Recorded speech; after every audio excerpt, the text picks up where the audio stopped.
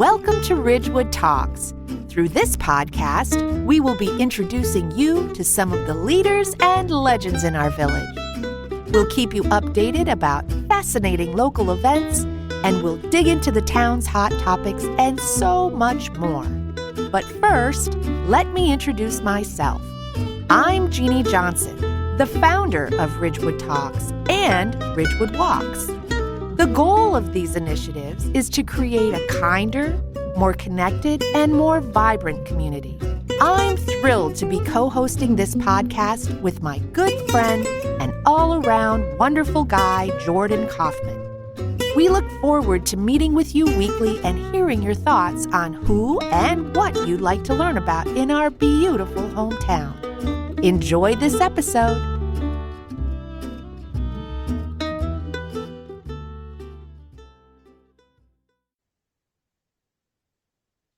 Hey, everybody. Thank you so much for tuning in to Ridgewood Talks. Today, we have a wonderful guest who is going to help us sort of navigate these stressful days of the holiday season. So I am going to introduce right now Michael Tozzoli, who is the CEO of Bergen Mental Health Center. And Jordan, since you are on the board of Bergen Mental Health Center, I am going to throw this to you, and you can do a more formal introduction of this incredible person who we have living in our community. Yeah, no, thanks, Jeannie and Michael. Obviously, thank you for coming on the show. If I'm correct, you've been the CEO for Bergen for about 17 years now. Is that correct? That sounds about right. Yes, it does. Yeah. So you've been around the block. You know a decent amount, and that's 17 years of Bergen's 60 years in existence as of 2023. So you guys have an exciting year next year, celebrating your 60th anniversary. I'm a huge fan of you guys being in the town. I love your guys' presence in the town and all you do for the town. And that's hopefully something we'd like to talk a little bit about today. I also want to give you a big round of applause for your monthly column in Ridgewood Living magazine, which I'm also a huge fan of. If you receive Ridgewood Living magazine, for those of our listeners, there is a little section about a half a page where Bergen has some of Michael Tozzoli's thoughts for the month that are in there. And it's always great to see those. So thank you so much, Michael, for providing those. There's a lot to cover. There's a lot we want to talk about today. We're going to try to shove it in the amount of time we have. What I think the first thing we really want to talk about, just to kick it off, is a lot of our listeners, myself, constituents, we see these stigma-free signs and we hear this comment, stigma-free. I'm not sure everyone knows exactly what that means or how that came about. So would you do us a favor and just tell us a little bit about stigma-free, how it came about, and what it really encapsulates? Absolutely. Thank you, by the way, both of you, for having me here today. I particularly appreciate it because it would not have been that many years ago that we would have never had this kind of conversation in public, right? Mental health would have been hidden. It would have been in the shadows. We just wouldn't have done it. So kudos to you both for putting forward a topic that's just really, really important, both to my heart and I think really to the community. Stigma-free, really great question. We see a lot of these green signs around. Every single town in Bergen County is formally now stigma-free. And really what that approaches or tries to do is to break down stigma around mental health. One way of doing that is to have a podcast about the entirety of mental health and sort of what that's about. So this unto itself is a step toward breaking down stigma. Stigma is really that those feelings that come up for us when we think about mental health. Right away, a feeling that comes to my mind is shame, embarrassment, awkwardness, those things that stop people from reaching out for help. And so we know that, for example, statistically, we know that probably 1 in 5 folks that actually have a diagnosable mental illness will reach out for help. So that leaves a gigantic pool of people that are really struggling. And the reason they're struggling is because they're embarrassed, because there's shame, and because there's all kinds of things that get in the way. And so the Stigma-Free Initiative tries to break those things down, having conversation, talking to your neighbors, being open about what goes on, being more open that mental health exists and it's really out there in our community. And since this is a village of Ridgewood, Chad, I can use this example. We're proudly Bergen Mental Healthcare over on Chestnut Street. We're over at 120 Chestnut. We've been there for, gosh, I think that West Bergen's been here certainly way before me, 30 years, maybe 35. And the big selling feature when the realtor went to show the then board of trustees around for a building in Ridgewood was that this building was hidden by the tracks and hidden behind the power lines. It was perfect because your neighbors wouldn't see you, your friends wouldn't see you. You actually didn't have to think about being public about being going to a mental health center or being part of going to counseling. So I always laugh about that in many ways. It's an illustration of how intense stigma was, that was this is the building for us. You cannot be seen going into West Bergen Mental Healthcare. This is so exciting. Board bought the building. We grew into it. Very proud to say that in the last couple of years, we have acquired the building right on Chestnut Street. Many people may know it as the building on stilts, kind of near the Y on Chestnut Street. I'm so proud of that building because boy, is it on the street. It is right on the street, right out front. We're in the spring going to redo signage, and it will be very clear that West Bergen Mental Healthcare and mental health treatment is right on the street in Ridgewood. Yeah, no, I think that's fantastic, and congratulations for that building and doing the renovation. And you were kind enough to have the last West Bergen board meeting, so it was great to have a chance to look at it. There were some exciting things. Unfortunately, I don't know if we're gonna have time to get to all the exciting things on that particular building. Come to our open house in the spring. Why don't we leave it at that, right? We'll do an open house, and we're going to make sure to invite the community because we really want them to come. In some ways, it's breaking down stigma. If you walk into our hallways and think, wow, this looks pretty warm. Wow, this looks very livable. This looks okay. I can see myself being here. That alone will break down stigma. So, but that actually brings us to the next topic, which we're hoping to address, which is it's the holidays. I learned from you that the holidays are actually one of the most stress-inducing times for folks. It's a time when calls go up for mental health needs. It's a time when some of the more challenging mental health stresses come about. I'd love to get a little bit of your thoughts on the issue around the holidays, dealing with pressure around the holidays, just kind of generally, right? The winter being colder, being a little bit more dull, less sunlight, all those things. Can you just tell us a little bit about some of the things that you're seeing right now, some of the things that are particularly apt for this time of year, how people should be addressing this stress, this pressure? Yeah, fair point. Holidays are really stressful on people. I think there's a lot of excitement and a lot of warmth and a lot of hopefully good feelings associated with it, but it also can be very, very stressful. And I think of it kind of on two levels. One, and this I have to say I took directly from a client a number of years ago who I was seeing, who came into my office and she said, during the holidays, if I'm having an okay day, let's say it's a 6 out of 10. I'm having a 6.5 day, a 7.5 day, which is pretty good. It's an okay average day. But during the holidays, given the lights and given the intensity and given the socialization, I feel like I should be having a 9 or a 9.5. And so therefore, I feel like everyone around me is having a wonderful time and really excited and really positive. And even if I'm just having an okay day, I feel like I'm sort of depressed or sad or kind of down. And I always remember that client and grateful for that in the out of the mouths of babes, right? And when you're in treatment and your clients teach you as much as you teach them. Really the second thing that we see around holidays are a lot of social interactions. So sometimes social interactions that could be difficult. We tend to see family members that sometimes we may have challenging relationships with, right? We sort of all joke about the in-laws and we joke about the cousin Frank and but during the holidays you really are, in many ways there's a social obligation and expectation that you're going to spend time with people that maybe can be challenging to you emotionally and that may trigger, and I don't overly use that word because I think it's a pretty commonly used word now. But during the holidays, I think that can be lots of things that can bring anxiety, stress, depression up. You point to the lack of sunlight. The research is very clear that that's a fact, that the less sunlight that there is, the harder it is for people. In fact, one of the suggestions we make, and I'm sorry to say this, but even if it's 8 degrees, I'm going to ask you to go outside and take a walk for about 20 minutes a day. even if it's winter, even if it's January, even if it's December 23rd, as you prepare to sort of go into those tight social interactions. 20 minutes of sunlight a day makes a difference in our brains, and it makes a difference in our bodies, and that's a fact. So as hard as that is, I'd push everyone to do that.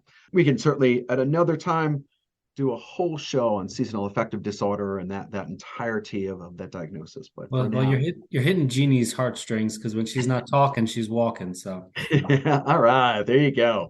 Absolutely. Ridgewood walks. I'm all about it, Jeannie. You are a mental health provider without knowing that that's one of the things that will help us. Yeah. I never thought of it like that. Thank you. Absolutely.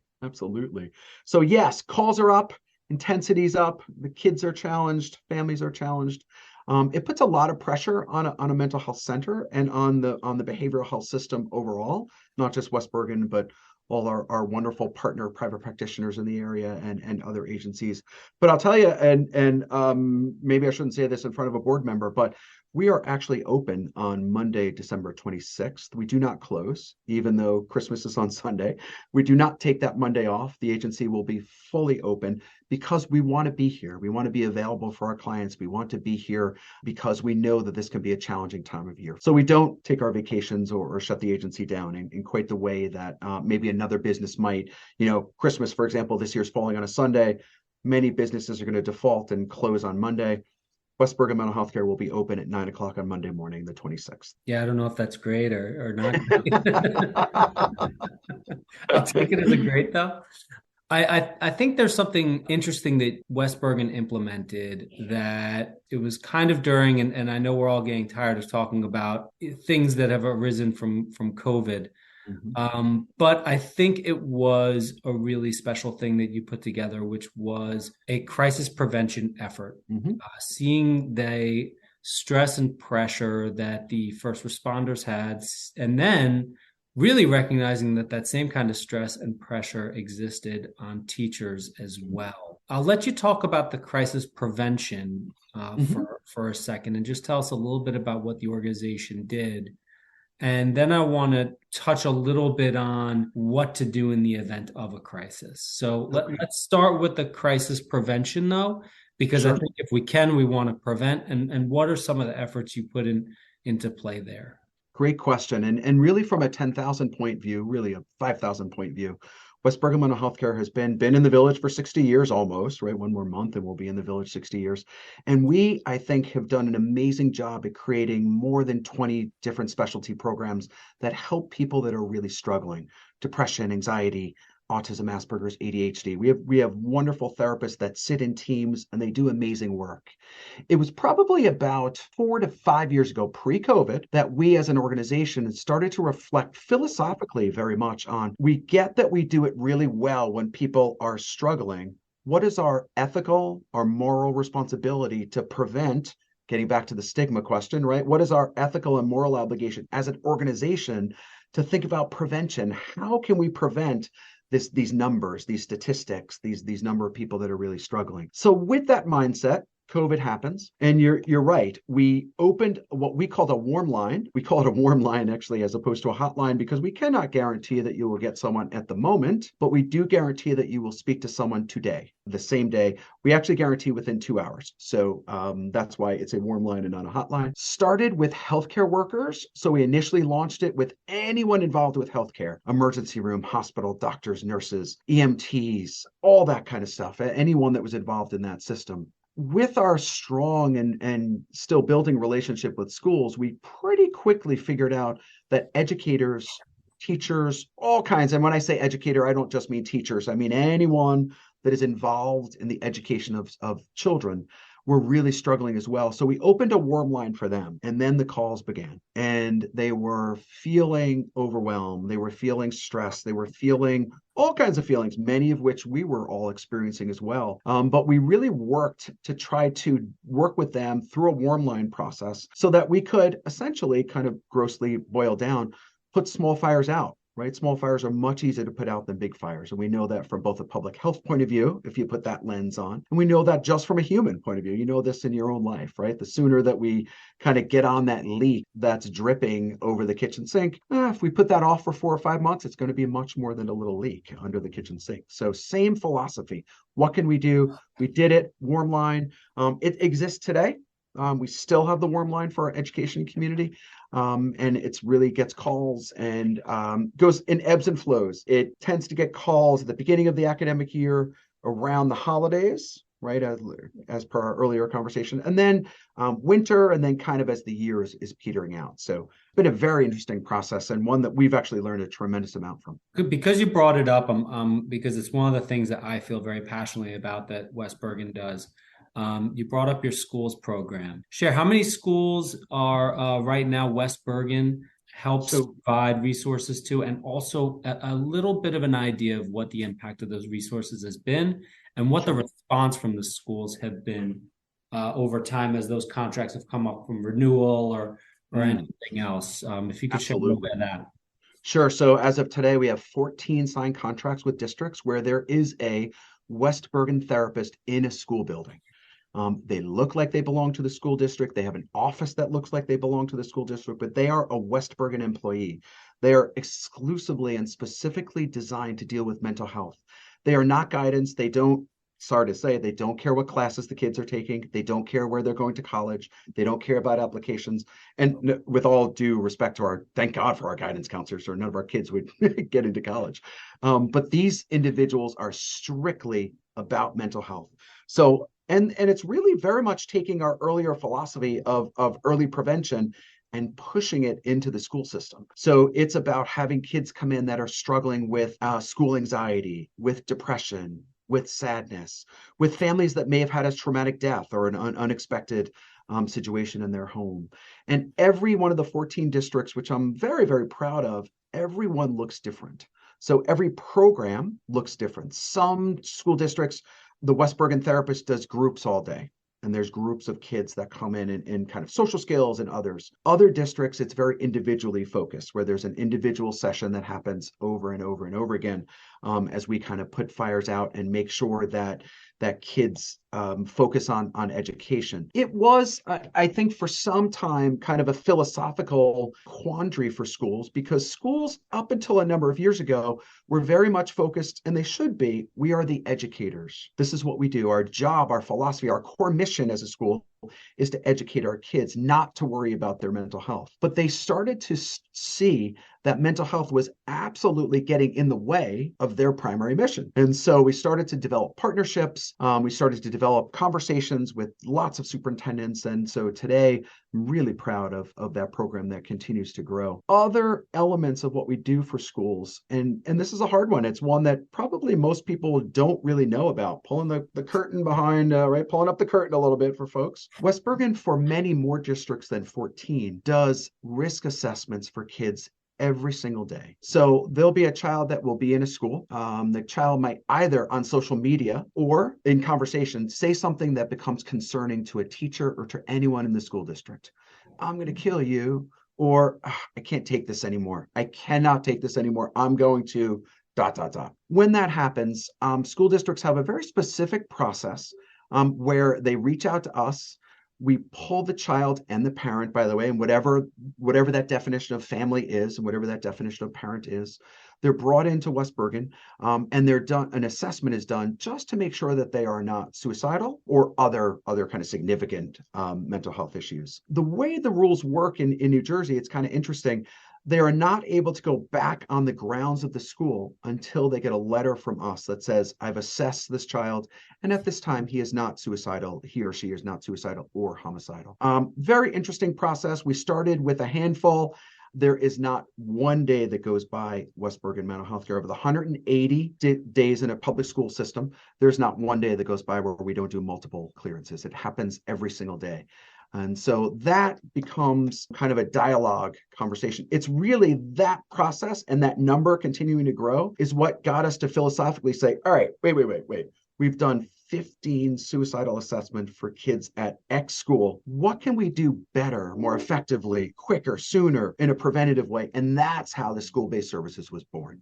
It came out of those stats that were, frankly, to me as a CEO, scary, that those numbers continue to go up and up and up. I think as a parent and as a just member in a community, those numbers are scary. I think that though feeds into that prevention aspect that the organization is involved with. It's, the main goal is to make sure that something doesn't unravel and become a major issue. The unfortunate thing is sometimes it does.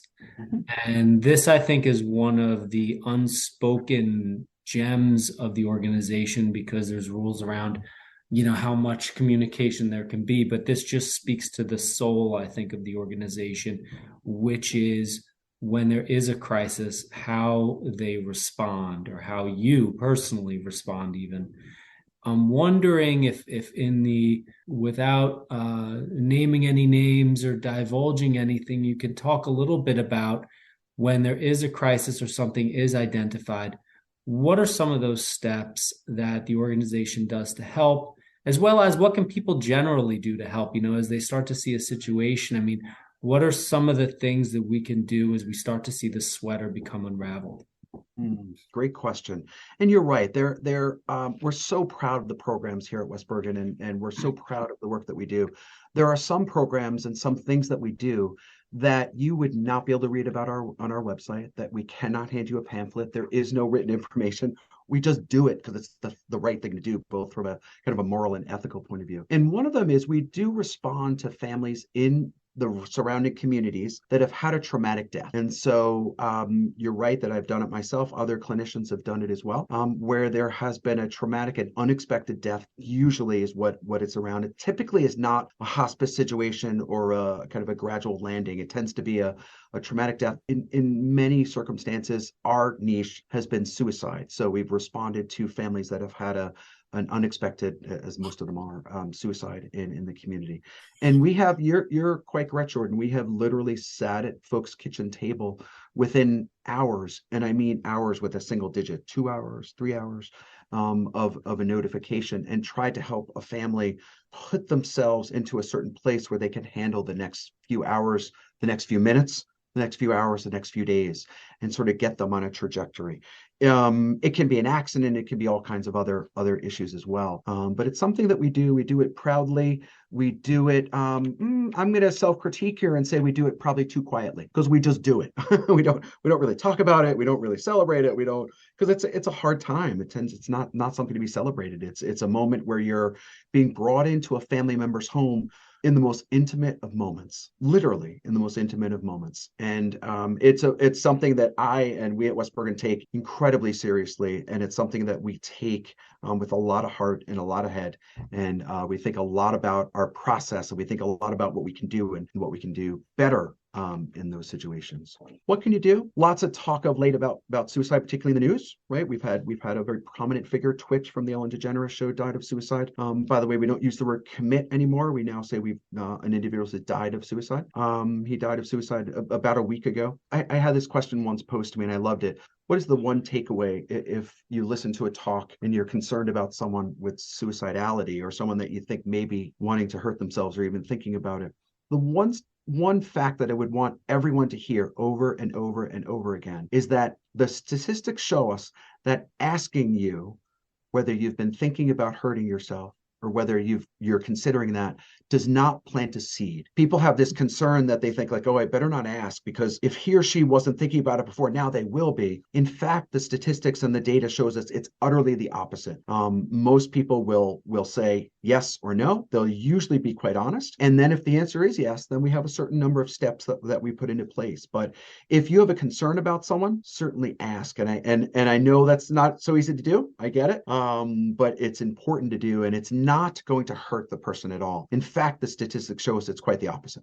You are increasing your reach at schools for students and teachers and parents. And at one point you mentioned to me the highest demographic of people who go without treatment, who are really most unwilling to share their mental health struggles, is males. And what group is that? Yes. So two things come to my mind there. First, as per our earlier conversation, the fastest growing demographic of people that complete suicide are men between the ages of 40 and 59. So they're in that, and they tend to complete as opposed to a suicide attempt. One of the wonderful things, and I have to tell you that COVID's been really hard. It's been really hard on all of us. It's been really hard on us as an organization. There are some wonderful takeaways that have come out of COVID that have lit up our statistics and lit up our sort of work that we do. When COVID happened, we quickly moved to teletherapy.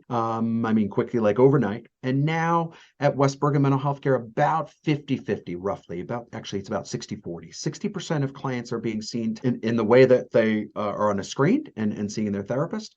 40% are seeing in person. The way we handle it at West Bergen, and I know every organization is different, it is completely client choice. So whatever the client wants, we will do. One of the things we noticed pretty quickly, I'm going to say within the first 75 days of COVID, is that men who were our lowest demographic, that men ages really mid-20s to say mid-50s into early 60s, they were never our primary client. We were not seeing a lot of that in terms of our demographics and our data. And all of a sudden, we started to slowly see that number go up. We were really excited. It was an unexpected, absolutely surprise to us.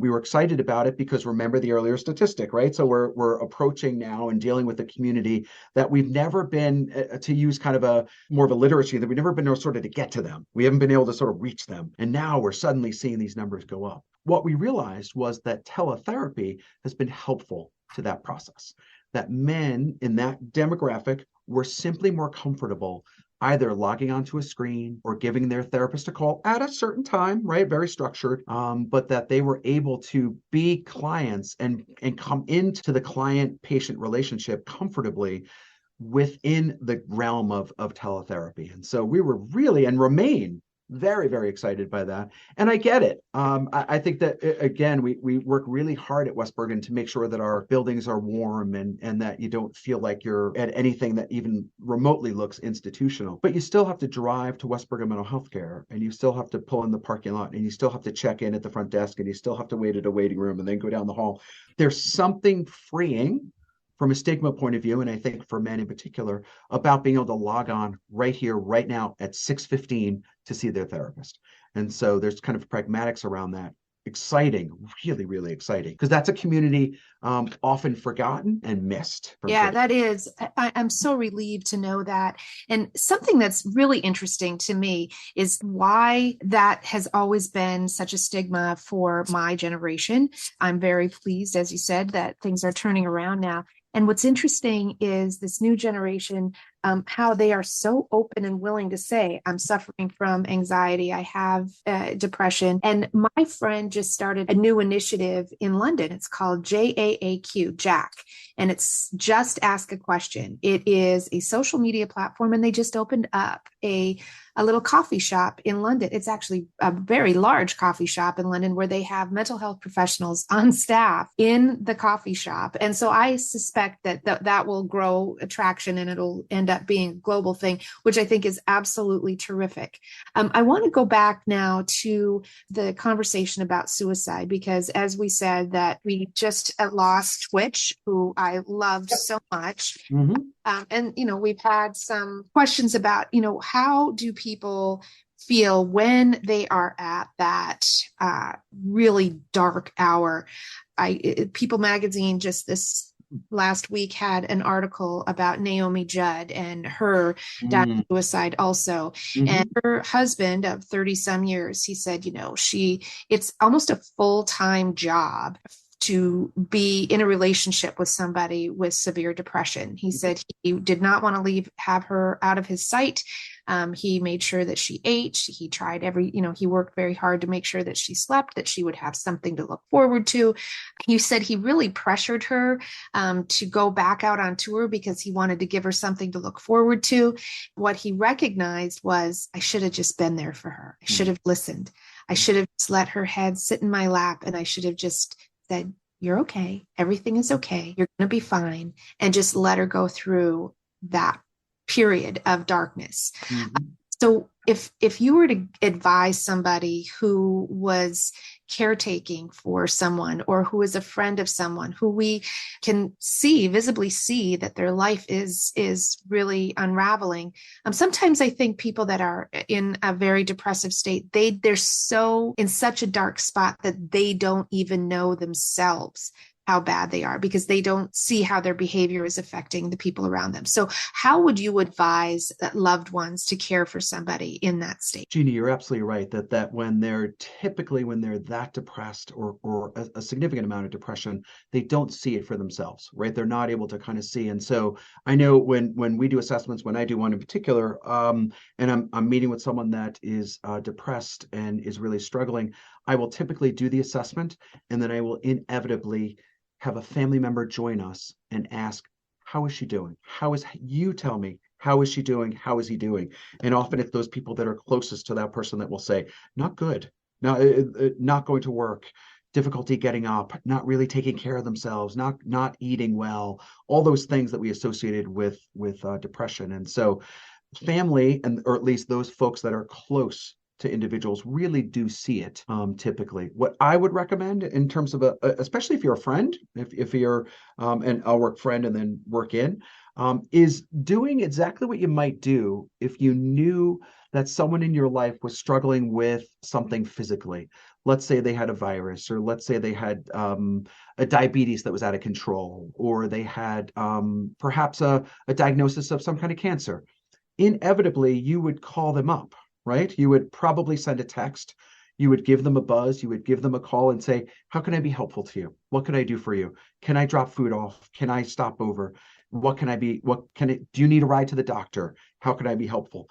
And this is where we still see stigma kind of creeping itself in, because we will comfortably do that when our friends are physically ill. We second guess, we stumble, we worry when it comes to depression and anxiety. We don't typically say, hey, Jeannie, you don't seem yourself in the last several months. Are you all right? How can I be helpful to you? What can I do for you? So that's kind of the friend thing, right? Kind of moving itself in. As a family member, I think that your example is really spot on. It's very hard to be in partnership with someone that's really classically and traditionally very, very depressed. It's very, very hard. In fact, I look at kind of divorce statistics, and I often wonder what role mental illness or emotional illness is playing in that. So I see these sort of marriages kind of fizzle, right? And things don't work out. And I wonder sometimes whether there is some kind of mental illness that's going on within the couple that they just didn't know how to handle. And so it broke, right? And so I just wonder about that. I believe that there's a correlation there without question. I think it's our human nature to want to fix things. So if we see someone is not performing their best, we want to jump in there and we want to say, well, have you tried this? Have you done that? And I think that, like you said, that can make friendships, marriages, parent-child relationships completely explode, because we're not empathizing, we're not validating, we're not recognizing. This is an extremely painful disease. Just as you mentioned, it could be cancer, it could be kidney disease, it could be any of the physical things. So when we're saying to them, oh, well, just, why don't you just get up on time? Why don't you just go for a walk? If I were you, I would just, are you eating right? Well, here, some healthy food, busy telling them how they are supposed to be behaving rather than hearing how they're feeling. And I think one of the best pieces of advice that I ever got, and just to let everyone know too, a very close family member of mine passed away by suicide. And again, everybody was trying to fix him. Nobody sat down and just let him speak. And so we learned the acronym WAIT. Why am I talking? It is not our job to be talking at someone. Our job is to be empathetic, caring listeners, to just let that person know that they can trust us and that we're here for them. We're not judging them. We're not trying to fix them. And I think that's one of the biggest takeaways that I got when we were, struggling with the reality of what happened to our family. You are so correct. It's really two components. It's that asking how they're doing, right? Those open-ended questions, and also statements that let it sit, meaning, wow, that must be really hard for you. And then zip, shh, and let it dangle. And then someone will usually step in and say, yeah, it really is hard because blah, blah, blah. We tend to have a hard time hearing it, and we tend to have a hard time sitting with it, because when you're sitting with someone with that level of depression, you are sitting and staring into the eyes of pain. You are sitting it, you are feeling it, you are Oh, sitting with it. yes. And that's really, really hard for us to do. It's so uncomfortable. You start like, It's oh, so God, where's the uncomfortable. fire extinguisher? What can I do Right. about this? Sitting is really hard. It's what we train with, in all honesty, when you train to be a clinician. That's 70% of the training. Can you sit? Right? Can you sort of sit with where your client is at, no matter where that is? And you're right, in a non-judgmental way, in a way that keeps the dialogue opening. And some of those open-ended questions, again, that must be really hard for you. And then be really quiet. let them kind of sit. Hard. These are really hard and yet difficult, but common. And so these skills that we're talking about now, and these skills about kind of leaning in and learning these skills, critical to all relationships actually in life, no matter where you're talking about depression or you're just talking about relationships with each other. How are you doing? That must be hard for you. How are you really doing? And then being quiet. It's a classic process that we use with couples that couples have a really hard time with, because men want to rescue and fix, right? And I get that, that's sort of, it's sociological, it's actually Mother Nature. There's lots of reasons that happens, but guys have a hard time just sort of sitting with. Men in particular have a hard time with that. So, well, and I also think that it's really important for those of us who are not suffering to understand what that feeling is like. If we were to ask somebody, for example, my brother is going through chemotherapy right now, and he is able very clearly to tell me, well, I'm really tired, whatever. And people that have mental illness, their symptoms do not readily flow right out of their mouth. A friend of mine who is ever so brave and has started a local support group for women who are suffering from depression. And I'm so proud of this friend. And I asked her, I said, what are some of the ways that a clinically depressed person feels when they're at their very lowest? And she said, it's a level of exhaustion that cannot be explained. She said, you are beyond the description of tired. You're desperate for sleep, but your brain won't let you. It's a level of fatigue that almost feels painful to the bone. That's what she said. It's like she feels a physical pain in the core of her being that just cannot be relieved by anything. There's no breath of fresh air, although it's important. There's no amount of sleep, although it's important. There's no amount of healthy nutrition that can make any of this disappear. It is an ache that is just so, I guess, primal. I don't know. Maybe. I don't know. It is. And I've heard it described, it's pain that comes from the inside out as opposed to the other way around, right? It's deep in you. And it's interesting. People don't know how to describe it because our language isn't attached. There's no, without question. And that's why I'm really excited that things like this podcast are happening, because the very fact that we're going to have people for 45 minutes reflect on mental health and reflect on what that feels like and what it's like to talk about and to watch the three of us talk about it. We do lots of talks at West Bergen. We do lots out in the community. And I always say to folks, go home and talk to your family and blame it on me. Go home and say, listen, I listened to this talk. It was kind of interesting. What do you think? Do you ever get sad? So we're now at the kitchen table with our kids, right? Do you ever get sad? What do you do when you get stressed? What do you do when you feel really upset? Where do you go? And then challenge, as we did before with our couple example, parent example, ask the question and then zip. Listen. right. And one of the things that I learned was to validate by repeating what you heard. What I hear you saying is, is that correct?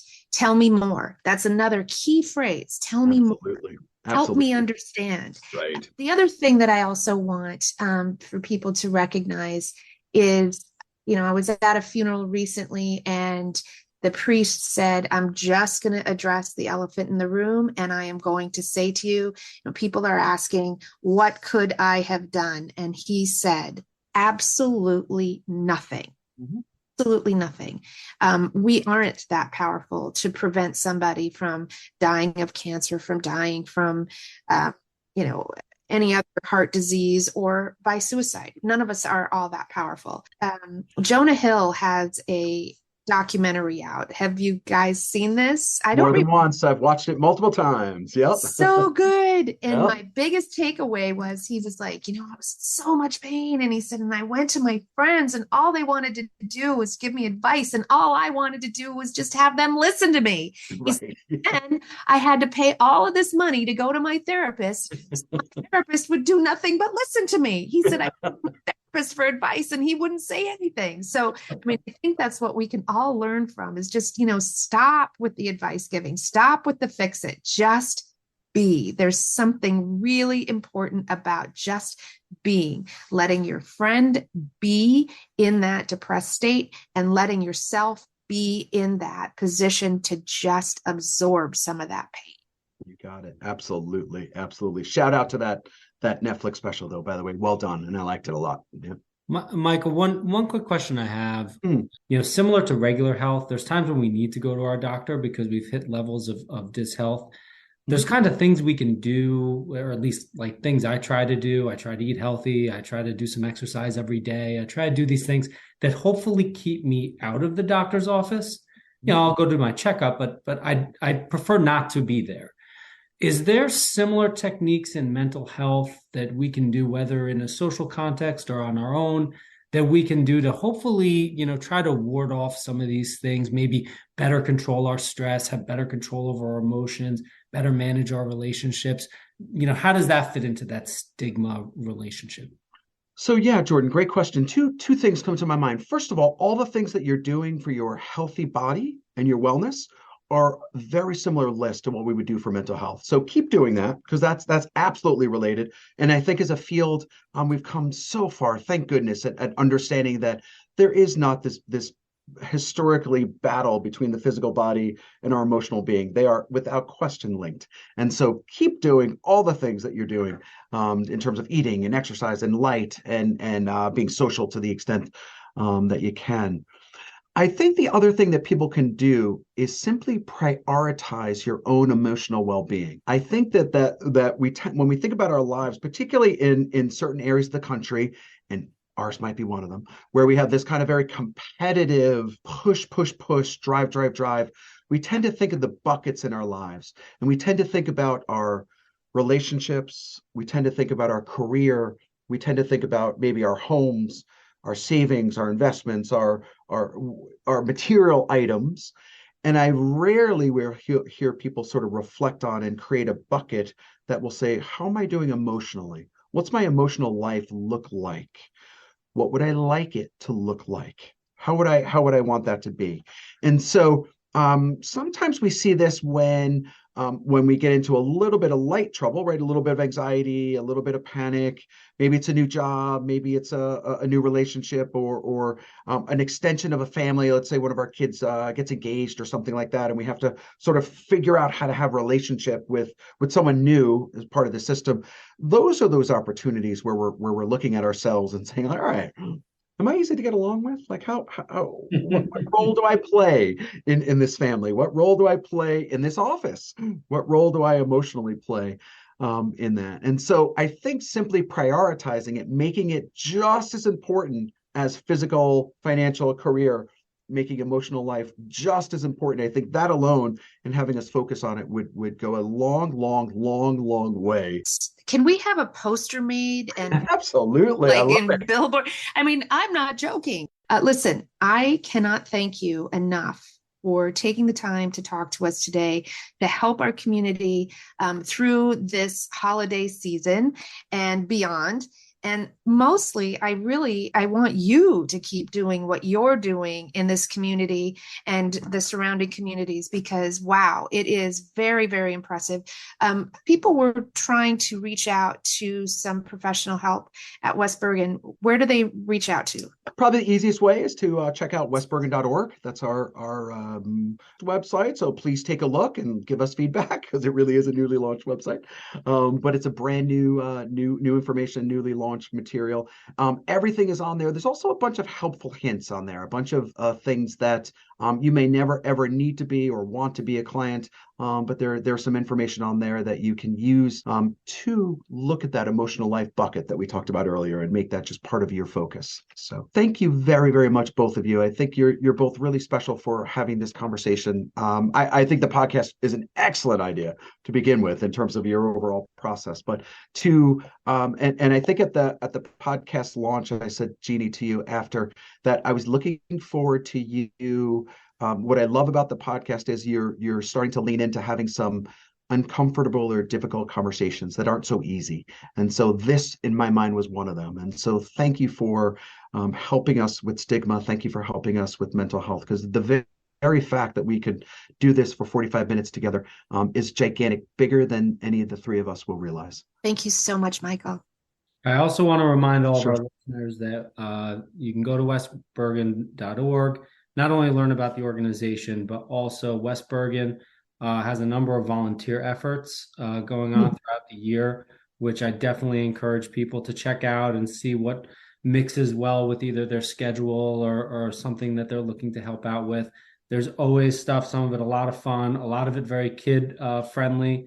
Absolutely. I had my daughter to a number of West Bergen volunteer events, and also obviously encourage everyone, if they can, to donate to the organization, to help it in its mission to provide mental health services in our communities.